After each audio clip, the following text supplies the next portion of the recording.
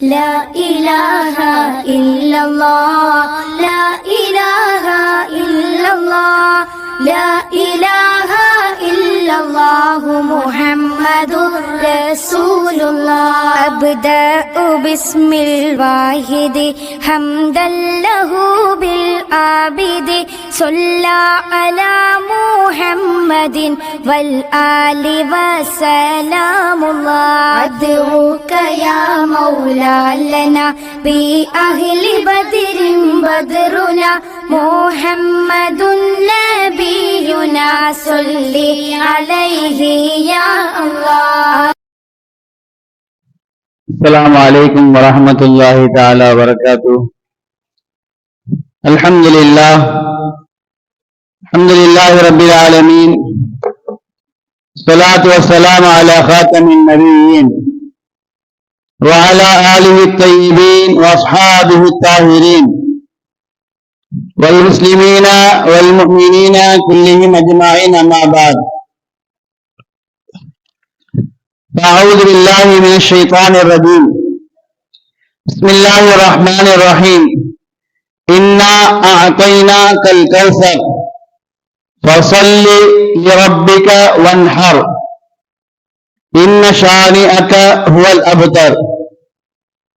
عن أبي هريرة رضي الله تعالى عنه أن النبي صلى الله عليه وسلم قال: من كان له ساعة ولم يضحي ولا يقربن مصلانا.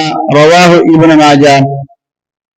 صدق الله العلي العظيم وصدق رسوله النبي الكريم ونحن على ذلك من الشاهدين والشاكرين والحمد لله رب العالمين. புகழ் அனைத்தும் வல்ல இறைவன் அல்லாஹ் ஒருவனுக்கு சொந்தமானது. அருமை நாயகம் முஹம்மது முஸ்தபா ரசூலே கரீம் ஸல்லல்லாஹு அலைஹி வஸல்லம் அவர்கள் மீதும் அவர்கள் காட்டி தந்த வழிமுறையின் பிரகாரம் தன்னுடைய வாழ்க்கையை எடுத்து நடந்து ஈருலகத்திலும் வெற்றி பெற்ற உத்தம சத்திய சஹாபாக்கள், தாபியீன்கள், தபா தாபியீன்கள், வலிமார்கள், ஷஹதாக்கள், சாலிஹீன்கள், நாதாக்கள், நல்லவர்கள், நம்மவர்கள், நம்முடைய குடும்பத்தாரி அனைவரின் மீதும் அல்லாஹ்வுடைய அன்பும் அருளும் என்றென்றும் நிலையாக நிலைத்து நிரந்தரமாக உண்டாகட்டுமாக. ஆமீன். கணி நிறைந்த அல்லாஹ்வின் நல்லடியார்களே, அல்லாஹ் நம்மின் மீது செய்த பேருபகாரம் துல்ஹஜ் மாதத்தினுடைய முதல் 10 நாட்களில் முதல் ஜும்மாவிலே பெருநாளை எதிர்பார்த்தவர்களாக, அரபாவுடைய நோன்பை எதிர்பார்த்தவர்களாக, நன்மையை நாடி அதை செய்வதற்குள்ள ஆயுத்தங்களை மேற்கொண்டவர்களாக, முயற்சிகளை மேற்கொண்டவர்களாக அல்லாஹ் சுப்ஹானஹு வ தஆலா நன்மை இந்த ஜும்மாவிலே அல்லாஹ் பற்றி பேசக்கூடிய கேட்கக்கூடிய பாக்கியத்தை எல்லாம் நமக்கு தந்திருக்கின்றான். அருமையானே, துல்ஹஜ் மாதத்துடைய முதல் 10 நாட்கள் விசேஷத்திற்குரியது. அது செய்யப்படுகின்ற அமல்கள் அல்லாஹ்விற்கு மிக பிரியமானது என்பது எல்லாம் சென்ற வாரங்களில் பார்த்தோம். குறிப்பாக பிறை 10வது நாள் ஹஜ் பெருநாள் நாள், ஈதுல் அத்ஹா குர்பானுடைய பெருநாள். அல்லாஹ் சுப்ஹானஹு வ தஆலா ஒவ்வொரு நாளுக்கும் ஒரு பெயரை சொல்லியிருந்தாலும் பிறை 10ற்கு ஈதுல் அத்ஹா யௌமுன் நஹர் அறுக்கப்படுகின்ற நாள் என்பதாக பிறை 10ற்கு பெயரை சொல்லியிருக்கின்றான். அறியாலே, குர்பானி என்பது யார் மீது கடமை என்பதை முதல் ஆராய்ச்சி செய்ய வேண்டும். நாம் கொடுக்கின்ற குர்பானி பிரயாணி நாளை மறுமையில் நமக்கு வாகனமாக அல்லாஹ்வின் மூலமாக ஏற்பாடு செய்து தரப்படும். ஆடுகள், மாடுகள், ஒட்டகங்கள் எதை நாம் குர்பானியாக தருகின்றோமோ நாளை மறுமையிலே வாகனமாக அதன் மீது நாம் ஏறி பயணம் செய்கின்ற ஒரு வாகனமாக அல்லாஹ் சுப்ஹானஹு வ தஆலா நமக்கு மறுமையிலே அமைத்து தருகின்றான். அந்த குர்பானியில் சில மனிதர்களுக்கு அது கடமையாக இருக்கின்றது. இமாம்களுக்கு மத்தியிலே சில கருத்து வேற்றுமைகள். ஷாஃபி இமாம் ரஹ்மத்துல்லாஹி அலைஹி சொல்கின்றார்கள் சுன்னத்தே முஅக்கதா, வலியுறுத்தப்பட்ட சுன்னத் என்பதாக. இமாம் அபூ ஹனீஃபா ரஹ்மத்துல்லாஹி அலைஹி சொல்கின்றார்கள் இல்லை, இது வாஜிப் என்பதாக சொல்கின்றார்கள். கட்டாய கடமை, கண்டிப்பாக அதை கொடுத்தே ஆக வேண்டும் சொல்கின்றார்கள். உண்மையாலே குர்பானி யார் மீது கடமை என்று பார்த்தால் 87 கிராம் தங்கம் அல்லது 612 கிராம் வெள்ளி அல்லது அதனுடைய கிரயம் பணம் யாரிடத்தில் இருக்கின்றதோ அவர் மீது குர்பானி கடமை. ஜகாத்தும் இதே போன்றுதான். 87 கிராம் தங்கம், 612 கிராம் வெள்ளி அல்லது அதனை கிரயம் யாருக்கு இருக்கின்றதோ அவர் மீது ஜகாத்து கடமை. இதனால் யாரிடத்தில் பணம் வெள்ளி நகை இருக்கின்றதோ தங்கம் இருக்கின்றதோ அவர்களுக்கு குர்பானி கடமை. ஆனால் ஜகாத்திற்கும் குர்பானிக்கும் மத்தியிலே சில வித்தியாசங்கள் இருக்கின்றது. ஜகாத்து கடமையாக வேண்டும் என்றால் அந்த தங்கத்துடைய அளவு அல்லது வெள்ளியுடைய அளவு அல்லது பணம் ஒரு வருட காலத்தில் பரிபூர்ணமாக அடைந்திருக்க வேண்டும். ஒரு வருடம் அவருக்கு பரிபூர்ணமாக இருந்தால் மட்டும்தான் அவர் மீது ஜகாத்து கொடுப்பது கடமை. ஆனால் குர்பானி அப்படி அல்ல. பெருநாளுடைய தினத்தன்று, அய்யாமு தஷ்ரீக் என்று சொல்லப்படுகின்ற அந்த நாள் அன்று தன்னுடைய தேவை, தன்னுடைய குடும்பத்தாருடைய தேவை, உணவு உடையுடைய தேவை போக மீதமான பொருள் இருந்தால் அவர் மீது குர்பானை கொடுப்பது வாஜிப் என்பதாக மார்க்க அறிஞர்கள் நமக்கு சொல்கின்றார்கள். அதனாலே நாம் சிந்திக்க வேண்டும், நம்மை எத்தனை பேரிடத்தில் இந்த அளவு தங்கம் வெள்ளி அல்லது அதனுடைய பணம் இருக்கிறது என்பதை நாம் சிந்திக்க வேண்டும். தனக்கு தானே எனக்கு குர்பானி கடமையா என்பதாக யாரும் நமக்கு சொல்ல தேவையில்லை. உங்களுக்கு உங்கள் மீது குர்பானி கடமை என்பதாக நமக்கு நாமே பரிசீலிக்க வேண்டும், எனக்கு குர்பானி கடமையா என்பதாக. உலகத்தை என்று பார்க்கின்றோம், எத்தனை செல்வந்தர்கள் குர்பானை கொடுக்க வசதி இருந்தும் கூட குர்பானை கொடுக்காமல் இருந்து கொண்டிருக்கின்றார்கள். அடுத்த வருடங்கள் பார்த்துக் கொள்ளலாம், அடுத்த வருடங்கள் பார்த்துக் கொள்ளலாம் என்பதால் தனக்கு கடமை என்பதாக வந்துவிட்டால் அந்த கடமையை கண்டிப்பாக நிறைவேற்றுவது நம்ம மீது கடமையாக இருக்கின்றது. இல்லை என்றால் நாளை மறுமையிலே அல்லாஹ் சுப்ஹானஹு வ தஆலா அந்த நிலையை பற்றி கண்டிப்பாக நம்மிடத்தில் கேள்விகள் கேட்பான். பலருக்கு மத்தியிலே சில சந்தேகங்கள் இருக்கின்றது. நான் என்னுடைய தாய்க்காக வேண்டி, என்னுடைய தந்தைக்காக வேண்டி, என்னுடைய மூதாதையருக்காக வேண்டி நான் குர்பானி கொடுப்பது கூடுமா என்பதாக, இந்த உறவு முறைகள் யாருக்காக வேண்டி நான் குர்பானி கொடுப்பது கூடுமா என்பதாக கேட்கின்றார்கள். கண்டிப்பாக அந்த குர்பானி கூடும். ஆனால் ஒரு விஷயத்தை நாம் நினைவு வைக்க வேண்டும். முதலாவதாக நான் என்னுடைய கடமையை நிறைவேற்றி விட்டேனா? குர்பானி என்னுடைய பெயரில் நான் கொடுத்து விட்டு அதற்கு பின்பதாக உறவுகளில் யார் மீது வேண்டுமானால் குர்பானி கொடுக்கலாம். ஒரு குடும்பத்தில் சுமார் 5 நபர்கள் 6 நபர்கள் இருக்கின்றார்கள். தனித்தனியாக ஒவ்வொரு நபரும் மீதும் குர்பானி கடமை என்றால் ஒவ்வொரு நபர் பெயரிலும் கண்டிப்பாக குர்பானை கொடுப்பது கடமை. இந்த வருடம் எனக்காக வேண்டி, அடுத்த வருடம் என்னுடைய மனைவிக்காக வேண்டி, அடுத்த வருடம் முதல் பிள்ளை, 2வது பிள்ளை, 3வது பிள்ளை, இப்படியாக தனித்தனியாக கொடுப்பது கூடாது.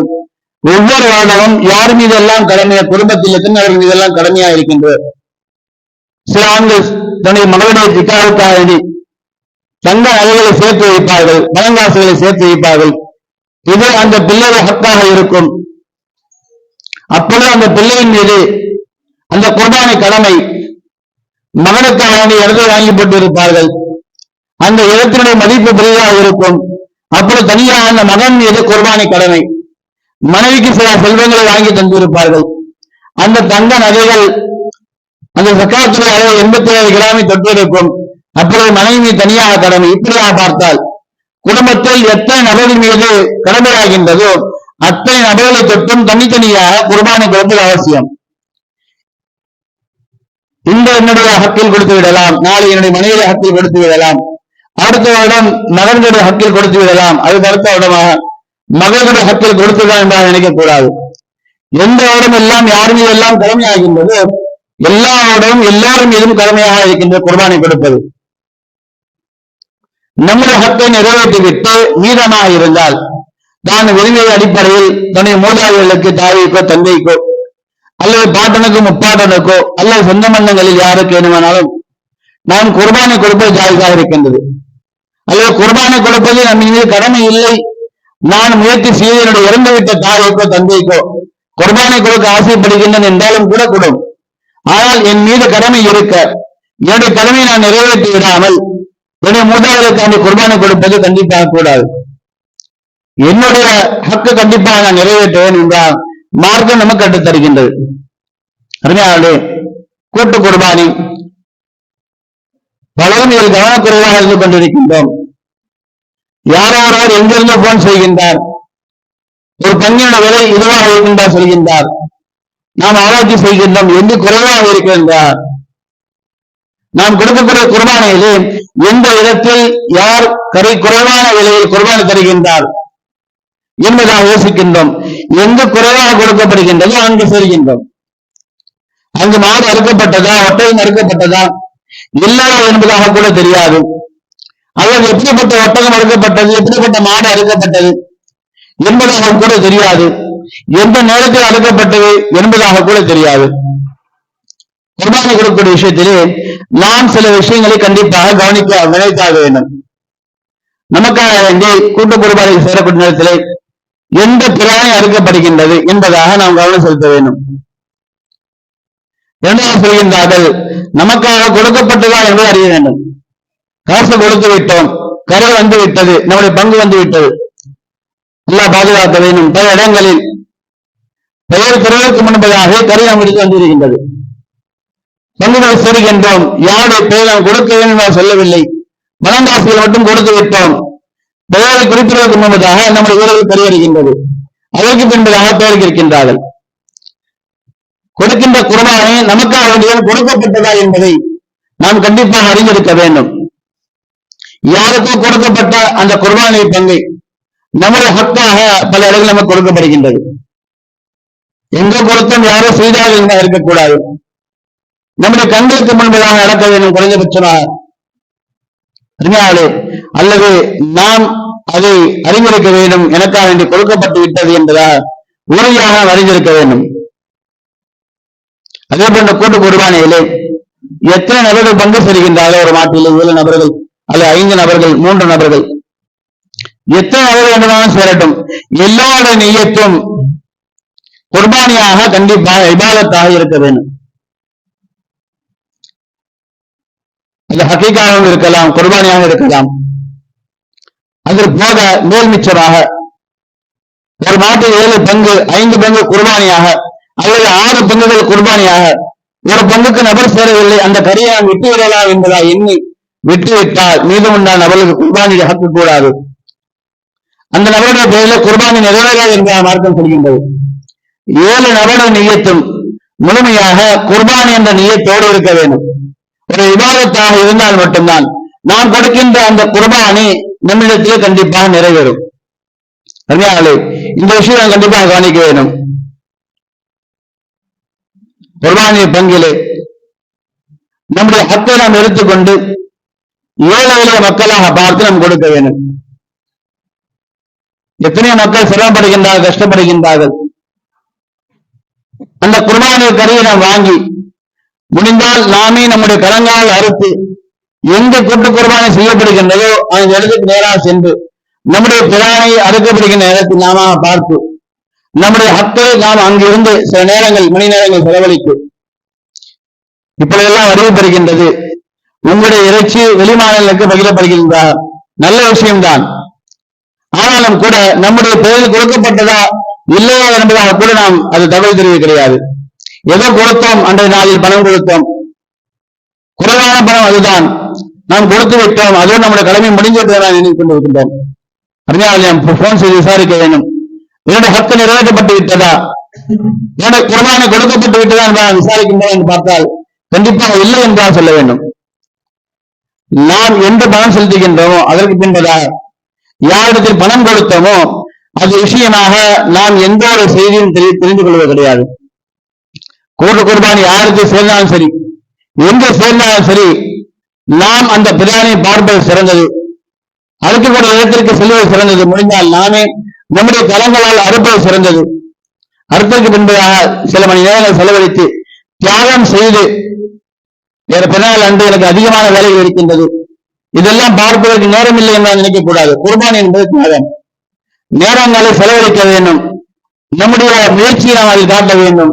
அதனாலே நாம் அந்த பிரானை அறுத்து அதனுடைய இறைச்சியை எடுத்துக் கொண்டு வந்து ஏழை மக்களுக்கு நாம் நம்முடைய கரங்களாக கொடுக்க வேண்டும்.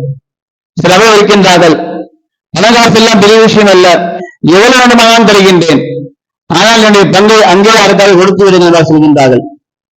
அதனாலே நாம் சிந்திக்க வேண்டும். நம்முடைய ஹக்கு கொடுக்கப்பட்டதா பகிரப்பட்டதா என்பதை நாம் விசாரிக்க வேண்டும். இந்த விஷயம் கண்டிப்பாக கவனிக்க வேண்டும். குர்பானி கொடுக்கக்கூடிய நேரத்திலே ஆடாக இருந்தால் வெள்ளை ஆடு, இமாம் அபூ ஹனீஃபா ரஹ்மத்துல்லாஹி சொல்கின்றார்கள் 2 வயது அறிந்திருக்க வேண்டும், குறைந்தபட்சமாக 1 வயதாக அறிந்திருக்க வேண்டும். இமாம் ஷாஃபி ரஹ்மத்துல்லாஹி சொல்கின்றார்கள் 1 வயது அடைந்த ஒரு வெள்ளை ஆடாக இருக்க வேண்டும். செம்பரி ஆடாக இருந்தால் 1 வயது, அதிகபட்சமாக பெருத்த உடல் உள்ள ஒரு ஆடாக இருந்தால் 6 மாத குட்டியாக இருந்தாலும் பரவாயில்லை, 6 மாத குட்டிதான், ஆனாலும் கூட 1 வயது ஆட்டுடைய அளவிற்கு அது பெருகிவிட்டது என்றால் இருந்தால் அந்த ஆட்டை குர்பானி கொடுப்பது கூடும் என்பதாக சொல்கின்றார்கள். ஒட்டகமாக இருந்தால் 5 வருட காலங்களை கண்டிப்பாக அது பூர்த்தி செய்திருக்க வேண்டும். மாடாக இருந்தால் 2 வருடங்களை கண்டிப்பாக பூர்த்தி செய்திருக்க வேண்டும் என்று சொல்கின்றார்கள். நாம் சிந்திக்க வேண்டும். எத்தனை நபர்கள் இதெல்லாம் பார்த்துக் கொண்டிருக்கின்றோம். விலை பார்க்கின்றோம், 10,000 ரூபாயா, 15,000 ரூபாயா, 20,000 ரூபாய் என்ற விலை பார்க்கின்றோம். இதற்கு 2 வயது பரிமூலமாகிவிட்டதா, 3 வயது பரிமூலமாகிவிட்டதா, 5 வயது பரிமூலமாகிவிட்டதா என்று யார் பார்க்கின்றோம். ஒட்டகத்தில் 5 வயதை பார்க்க வேண்டும், மாட்டில் 2 வயதை பார்க்க வேண்டும். வெள்ளை ஆட்டில் அபூ ஹனீஃபா சொல்கின்றார்கள் 2 வயது, செம்பரியாக இருந்தால் 1 வயது. இமாம் ஷாஃபி ரஹ்மத்துல்லாஹி சொல்கின்றார்கள் வெள்ளை ஆட்டில் 1 வயது, செம்பரியாக 1 வயதுதான், பெருக்கமாக இருந்தால் 6 மாத குட்டியாக இருந்தால் பரவாயில்லை என சொல்கின்றார்கள். வேறு எத்தனை பார்க்கின்றோம். அருமையாளே, குர்பானி கொடுக்கிற நேரத்திலே நாம் அல்லாஹ்வுக்காண்டி கொடுக்கின்றோம்.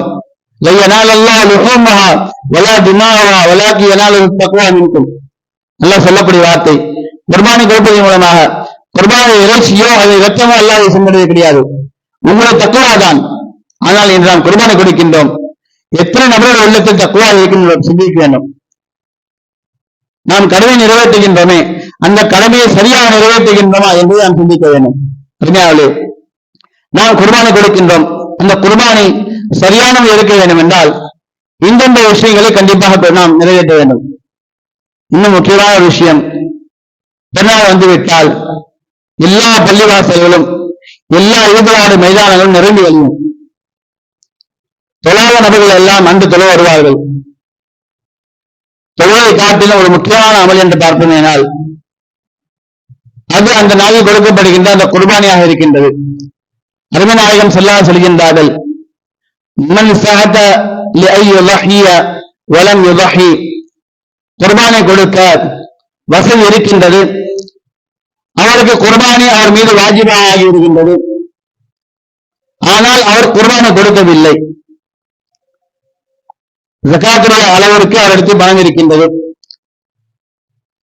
87 கிராம் தங்கம் அல்லது 612 கிராம் வெள்ளி, அதனுடைய கிரயம் அவருக்கு அன்றைய நாள் பெருநாள் தினம் தந்திருக்கின்றது அல்லது அதற்கு பின்பாக வருகின்றது. குர்பானி வசதி வந்துவிட்ட பின்னும் கூட குர்பானிக்குண்டான ஏற்பாடுகள் செய்யவில்லை என்றால் முசல்லானா, அவர் அந்த பெருநாள் தொழிலுக்கு வர தேவையில்லை. நாம் எல்லாம் பெருநாள் தொழிலை தொழுகின்றோம், ஆனால் குர்பானை கொடுக்காமல் இருந்து கொண்டிருக்கின்றோம். நம்முடைய உறவும் சரி, பல உறவும் சரி, குர்பானை கொடுக்க எத்தனை நபர்களுக்கு தகுதி இருக்கின்றது, வாஜிப் இருக்கின்றது. இருந்தாலும் கூட குர்பானை கொடுக்காமல் தொழுகின்றார்கள். தொழுகை பிரயோஜனம் இல்லாத தொழுகையா இருக்கின்றது. முசல்லானா, அருமைநாயகம் ஸல்லல்லாஹு சொன்ன ஹதீஸ் சொன்ன வார்த்தை, அவர் இந்த முசல்லாவிற்கு இந்த பெருநாளை தொழக்கூடிய இடங்களுக்கு வர தேவையில்லை. யௌமன் நஹர் பிறை 10 சொல்லப்படக்கூடிய நாள், அந்த பெயர் இருக்கின்ற யௌமன் நஹர் குர்பானுடைய அந்த நாளாக இருக்கின்றது என்றார். யௌமுஸ்ஸலா என்றால் சொல்லவில்லை. ஈதுல் அல்ஹா குர்பானை கொடுக்கக்கூடிய பெருநாள், ஈதுல் ஃபித்ர் பித்ரா கொடுக்கக்கூடிய பெருநாள். இஸ்லாத்துடைய பெருநாட்களை பார்க்கலாம். பித்ரா கொடுக்க வேண்டும் பெருநாள், இது நோன்பு பெருநாள் அன்று. ஹஜ்ஜு பெருநாள் அன்று குர்பானை கொடுக்க வேண்டும். தொழுவை காட்டிலும் சிறந்த அமலாக தொழுவதை விட குர்பானை கொடுப்பதுதான் உங்களுக்கு சிறந்த என்றால் மார்க்கம் நமக்கு கற்றுத் தருகின்றது. ஆனால் நாம் சிந்தித்து பார்க்க வேண்டும். தொலை வருகின்றோம், நம்மில் எத்தனை அளவு நம்மின் மீது வாஜிபாக இருந்தும் கூட குர்பானை கொடுக்கின்றோம் என்பதை நாம் சிந்தித்து பார்க்க வேண்டும். அருமையாளே, குர்பானை கொடுப்பு இருக்கின்றது. அருமைநாயகம் ஸல்லல்லாஹு அலைஹி வஸல்லம் மூலமாக, ஹஜ்ரத் இப்ராஹிம் அலைஹிஸ்ஸலாம் அவர்கள் மூலமாக அல்லாஹ் நமக்கு காட்டியிருந்த அழகிய வழிமுறை. நாம் கொடுக்கின்ற குர்பான் என்ற பிராணி நாளை மறுமையிலே நமக்கு வாகனமாக அல்லாஹ் சுப்ஹானஹு வ தஆலா அமைத்து தருவான். நாம் கொடுக்கின்ற பிராணி போற்றி பராமைக்காண்டி இல்லாமல், கௌரவத்துக்காண்டி இல்லாமல், அல்லாஹ்விற்காண்டி தக்வான முறைப்படி நாம் கொடுக்கக்கூடிய பாக்கியத்தையும், நாம் கொடுக்கின்ற அத்தனை குர்பானிகள் அல்லாஹ் சுப்ஹானஹு வ தஆலா ஒப்புக்கொள்ளப்பட்ட குர்பானியாக அல்லாஹ் மாற்றி தந்தல் வருவானாக. அல்ஹம்துலில்லாஹி ரப்பில் ஆலமீன். அஸ்ஸலாமு அலைக்கும் வரஹ்மத்துல்லாஹி வபரகாத்துஹு. சுன்னத்துல்